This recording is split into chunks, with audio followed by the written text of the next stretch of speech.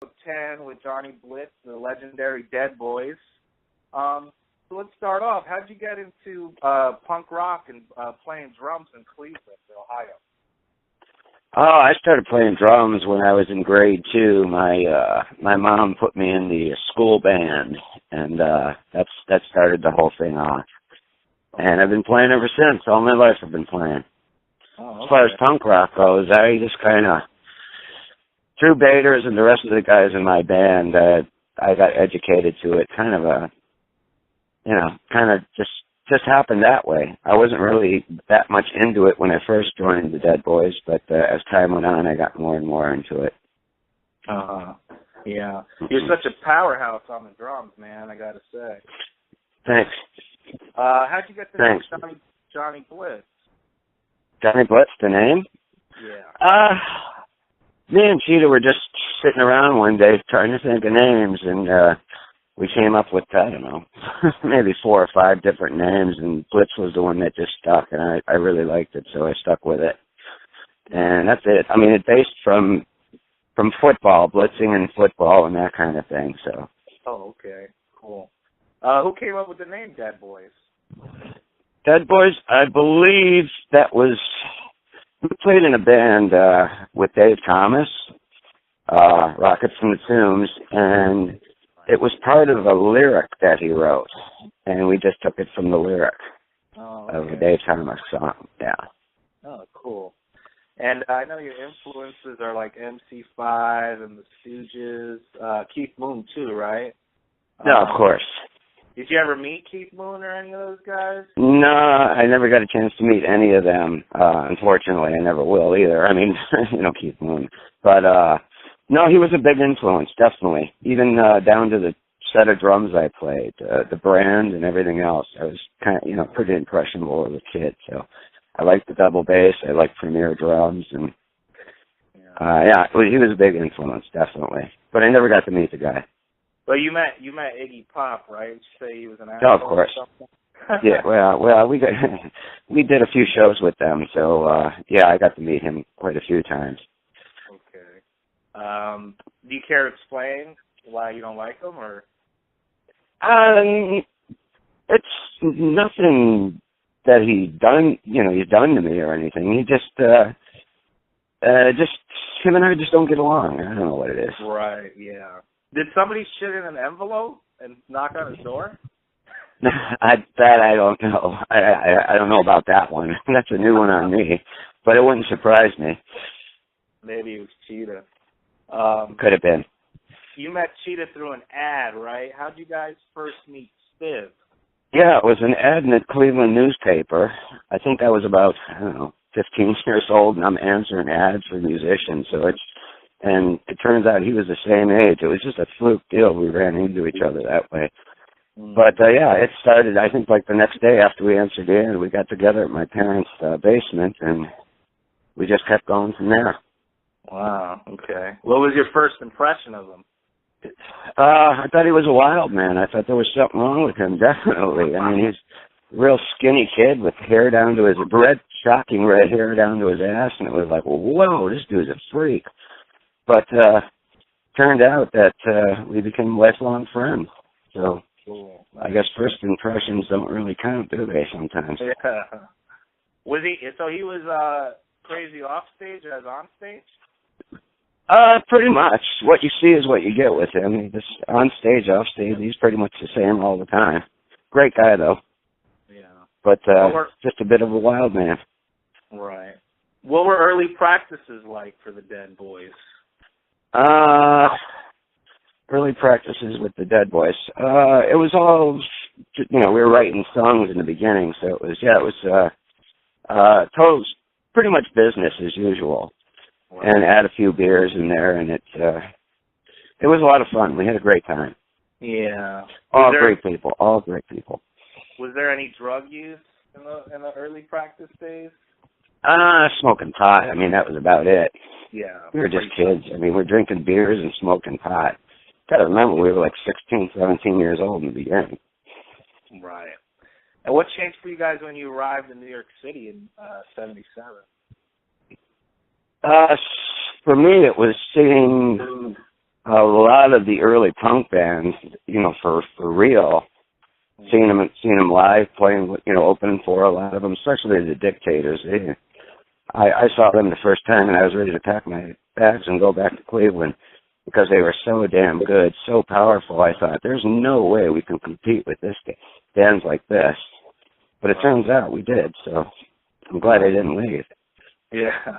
And you guys lived pretty much on $5 a day back then, right? What was that now? I didn't hear you.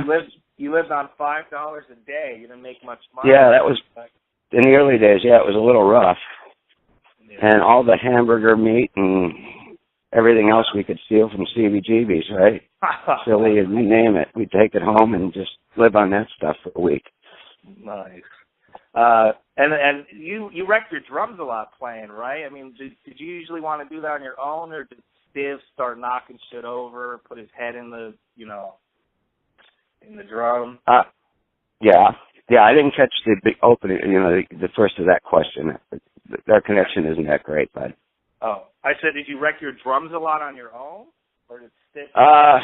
No, it just sure didn't start that way. I mean, every set of drums I've ever owned, I would coddle and baby, but on stage, I don't know, something would come over me and I would just go fucking hey. And between me and Bader's, we'd beat them up pretty good. Yeah. And where'd you guys hang out in New York when not playing CB's or whatever? CBGB's. You just hung out because right? Yeah, our manager owned the place, right? So we had a huge bar tab, so we could drink there for free, all we wanted. So it was a logical place to go because we didn't have that much money. We couldn't go to bars and spend it on booze, that's for sure. So we just stayed at CB's, drink for free. So your manager was Hilly Crystal? That's right. Okay. Yeah, okay. And where did the band's aggressive style come from? I don't know. You know what? That was just something that I think you're born with, and we just all seemed to we found each other, and we all played similar, you know, the same way. So it just translated that way on stage. Yeah.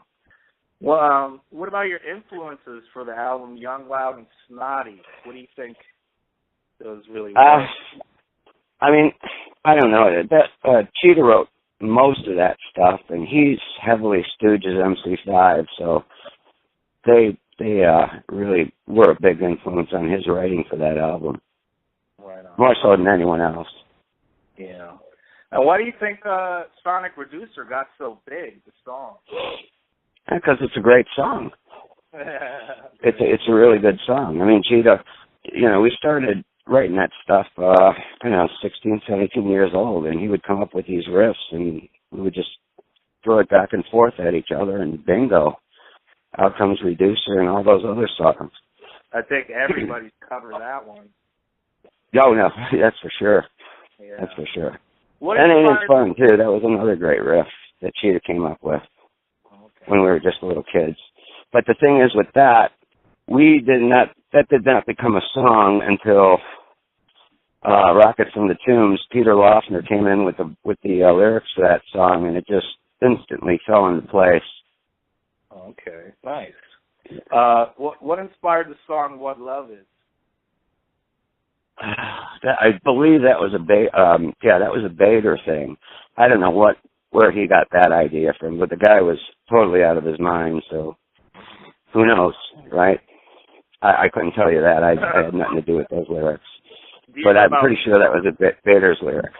Okay. What about Flamethrower Love? Do you know about that one? You know, that once again, I think that I'm not sure who wrote the lyrics on that one either, so I couldn't tell you. Okay. And the craziest show you ever played, you think was at CB's? Was it maybe Stiv getting head on stage? Probably, yeah. That was pretty wild, but we had a lot of wild ones, a lot of wild shows. So that was just one of them. It seemed like every show got crazier and crazier the bigger we got.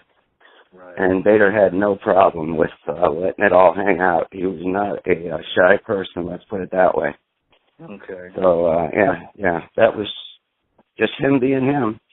Yeah. Did he ever hang himself like he did in Lords of the New Church, where he like? Oh yes, for sure, with a mic cord.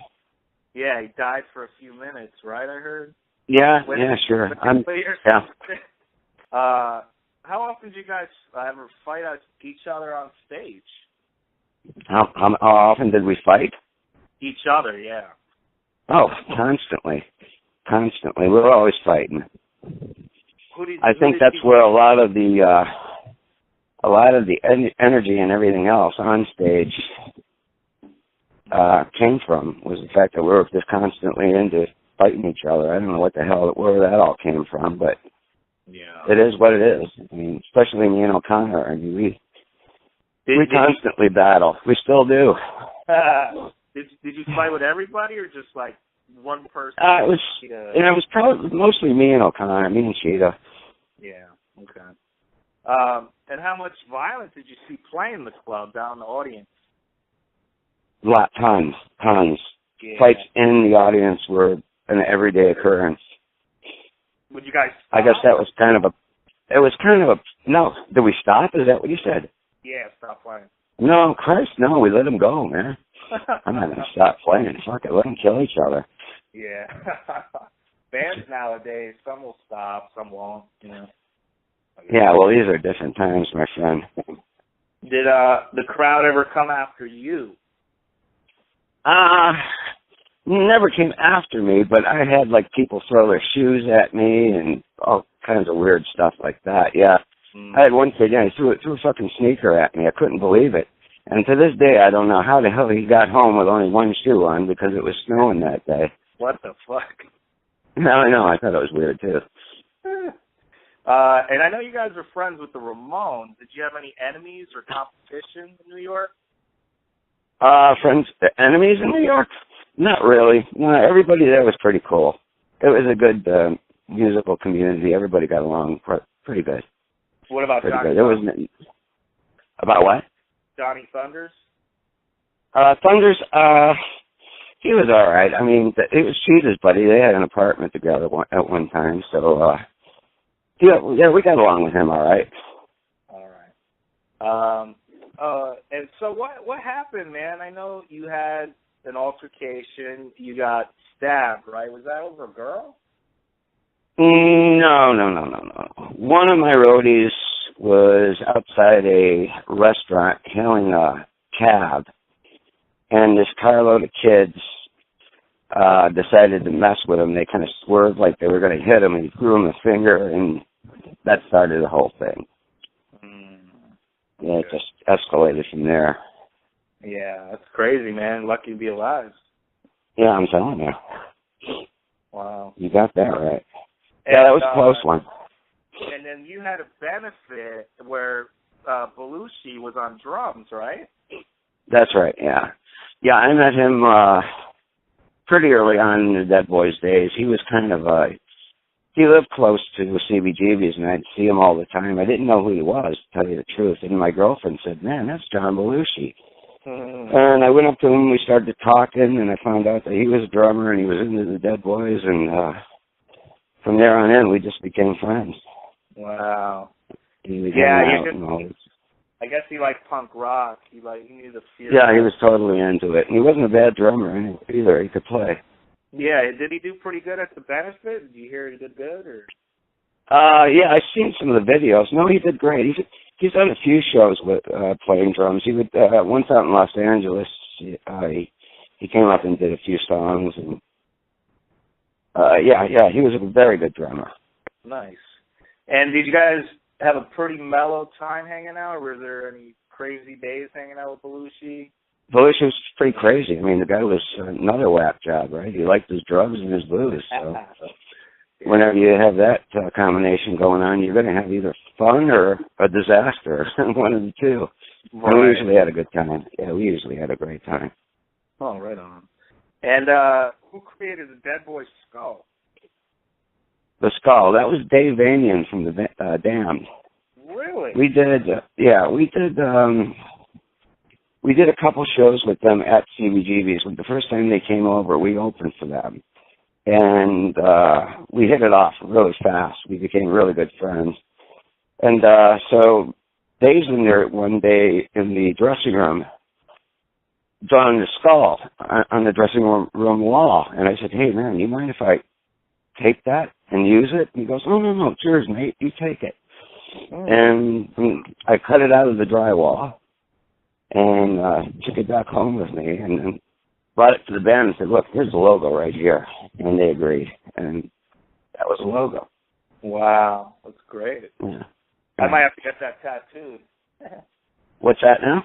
I might have to get a tattoo of that, man. Oh, there you go. Yeah, it seems to be very popular. A lot of people have them.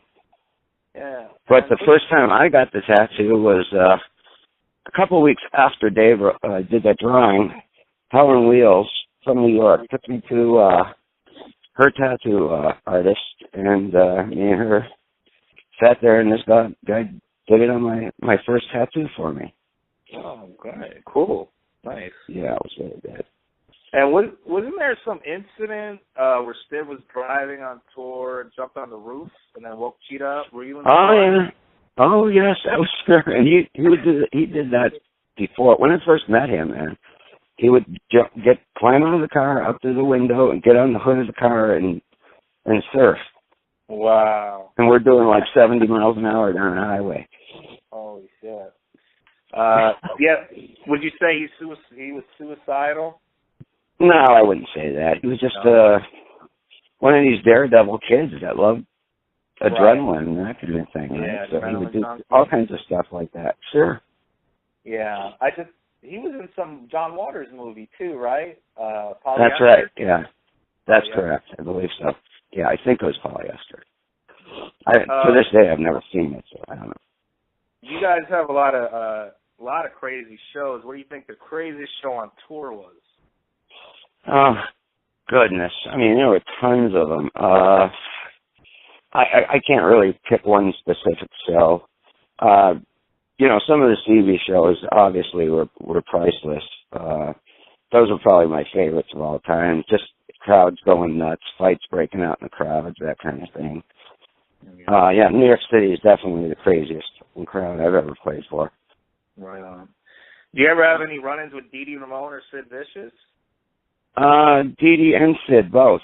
Dee Dee just became a good friend. He was a good guy, so he liked the Dead Boys, and we would hang out quite a bit. We were on the same record label, so we'd see each other all the time. And, we got to know each other real well. Oh, right on. And what about the DVD, the CBGB's DVD Dead Boys? The band Steel Tips. They're like, you guys were friends with them? Why are they on that? I remember Steel Tips. Yeah, we hung out a little bit at TV's. Yeah. Nothing, just sit around and have a few beers type of thing. Never really got to know them that well, but I knew them. Yeah, sure. Right on. And do you know why Steve put baloney on him for that show? Why Steve what? Put baloney on him? Oh, God, who knows, dude? Seriously. I don't know. He would plan this stuff, too. I mean, you don't just pull a piece of bologna out of your pocket unless you're going to fucking use it, I guess. So, yeah, this is just his little crazy little mind at work. Yeah. And do you guys hang out a lot off stage with Steve? With Steve? Oh, yeah. We all lived together, so... When we first moved to New York, we lived together, right? We all lived together in a 3-bedroom apartment, so we were forced to hang out a lot, yeah. Wow, what kind of craziness went down in the apartment? Oh, man, a lot of sex, drugs, and rock and roll, let's just put it that way. It definitely all happened there. Yeah, right on. I'm surprised we didn't get thrown out of that place, but wow, yeah. Once we hit the road, though, for sure, there was no reason to have a place to live because we lived in hotels from there on in. Okay. So we gave up the apartment. Yeah. Right. And what was it like to record "We Have Come for Your Children"? It was great. It was a great experience. Felix was a great guy. I loved him, and the songs were a lot different from the first album, so it gave me more room to do my thing. And having Felix there produce it, he gave me a lot of good ideas because those songs were all fairly new to me, right? we didn't have much time because we were on the road so much. We couldn't write that much, so we basically rehearsed them for a week or two and then went in the studio. So we were kind of still rehearsing as we were recording. It was all new. But, yeah, I prefer the second album myself, but that's just my personal opinion. Yeah. And what inspired the song Catholic Boy? Well, we're all Catholics. We all went to Catholic school, so yeah, we all went to Catholic schools, and we all had that experience with nuns and everything else. So that was for us. It was a natural. That was a Bader song once again. Right on. What about Calling on You? Calling on You. That was another. It's either Jimmy Zero or Bader. I'm not sure who wrote that one, but when it comes to the writing process. For the second album, I had really no say. It was all, those songs were pretty much written by Jimmy and Bader, and Chia wrote some, but that was done in a hotel room, so I didn't have any input on those songs at all, other than playing drums. Okay. And so what really split the band up? Was that the producing of that album? There were a lot of reasons for that, but that was one of them. Cheetah wasn't happy with the way it came out, and there were just other problems. It got just got too crazy. The whole thing was getting insane, and we decided enough's enough before somebody gets killed or something happens. We got to shut this thing down. So we did for a while, and then we tried to come back and do reunions, and it just didn't work out. And then once Bader died, it was all over pretty much. Yeah. We thought. Yeah. Well, so then, go on. Keep going. You were going to say something? Can't remember now. Yeah. Well, I was going to say, where were you when Stiff died, and how did? I was living in Toronto, Canada. Okay. So I got home from work that day, and my wife told me that Bader passed away. It was like, holy shit, you got to be kidding me. And then when I heard how he died, it was just such a waste, such a dumb, stupid thing to happen. Right. Such a great guy. Right. Yeah. And you guys are you reunited with Cheetah, but not all the originals, right? Yeah. Yeah, what happened there was about a year and a half ago, Cheetah calls me up. I'm at work, and he asked me if you want to go to Japan and do a couple shows there. So I said, fuck yeah, why wouldn't I want to go to Japan? So we went to Japan. Everything worked out pretty good. Cheetah handled all the vocals, and we had a couple guys from his solo band, right, doing them with us. And So, we got back and decided, well, listen, man, this is working out pretty good. Why don't we keep it going? So he goes, well, I'll call Jimmy and see if he wants to do anything. And Jimmy tossed on it. He said that he just doesn't want to do it. He's had enough of it. And so we started putting a new band together. Okay. Nice. And what do you think about punk now? Punk rock these days? Nowadays? Yeah. It's all right. I prefer metal myself, but I listen to punk stuff. It doesn't bother me. Okay. And so what's next for the Dead Boys? You guys going to do any new songs, another tour? Oh, yeah, we're in the process now of writing a new album, and we head out on the road again, I believe, in June for a couple months. It's full steam ahead for us. And yes, we'll be recording a new Dead Boys album. Awesome. That's good to hear. Yeah. All right. Well, what would you say to Stiv right now, if you could say anything to Stiv? I just tell him I love him and I miss him. Right on. Great guy. I miss him terribly. Yeah. All right, man. Well, do you have any last words?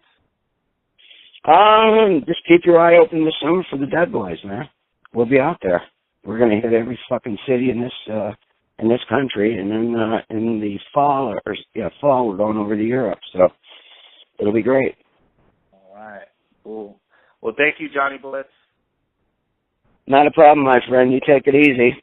All right, you too. Bye. All right. Bye-bye.